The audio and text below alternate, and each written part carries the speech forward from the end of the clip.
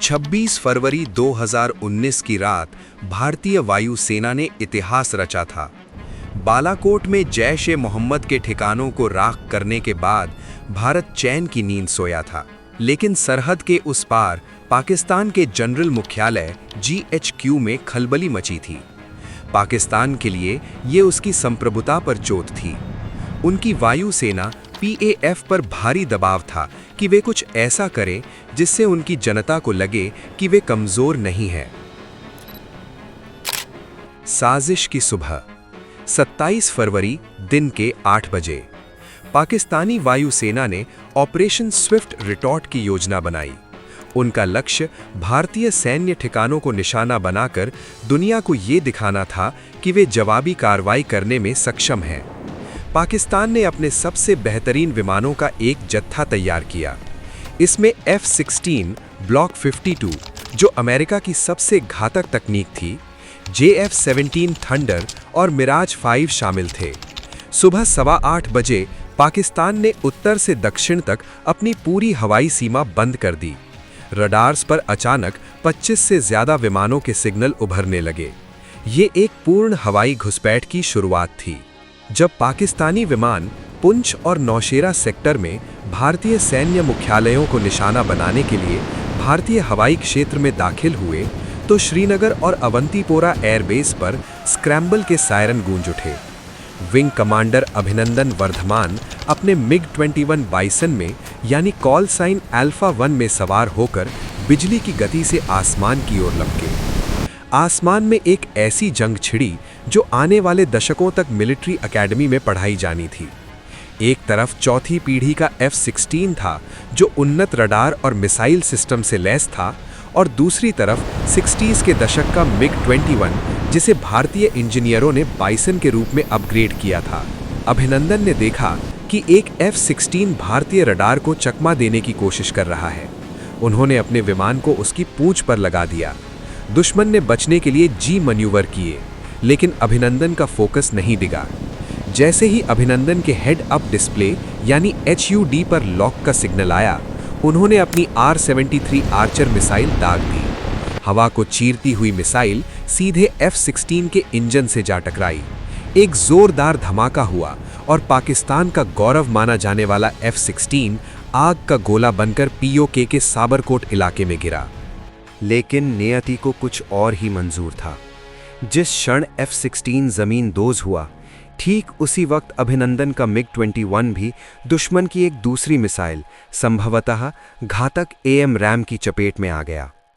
विमान के इंजन ने दम तोड़ दिया और कॉकपिट आग की भीषण लपटों से घिर गया। मृत्यु और जीवन के बीच अब फासला चंद सेकंड्स का था। विंग कमांडर ने त्वरित निर्णय लेते हुए इजेक्ट बटन दबाया।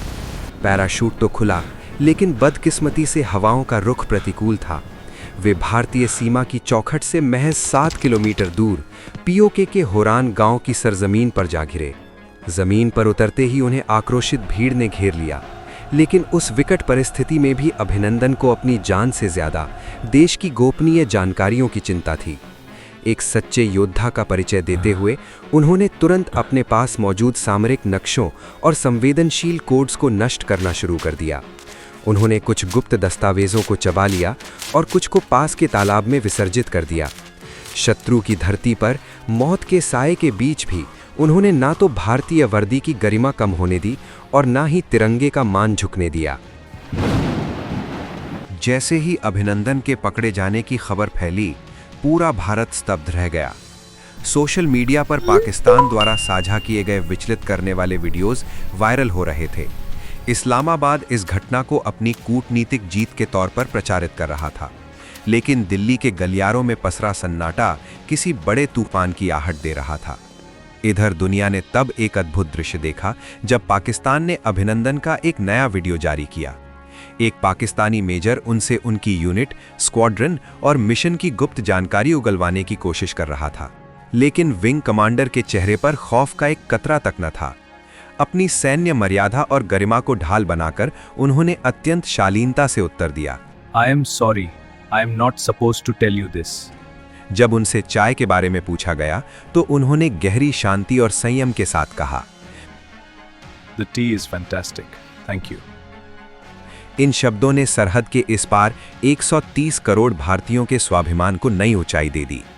शरीर से अभिनंदन शत्रु की कैद में थे, लेकिन उनका अदम्य साहस और राजपूती तेवर पूरी तरह आजाद थे। पर्दे के पीछे भारत ने अपनी सबसे आक्रामक कूटनीति शुरू की। प्रधानमंत्री नरेंद्र मोदी ने स्पष्ट कर दिया था कि वे किसी भी तरह का सौदेबाजी नहीं करेंगे।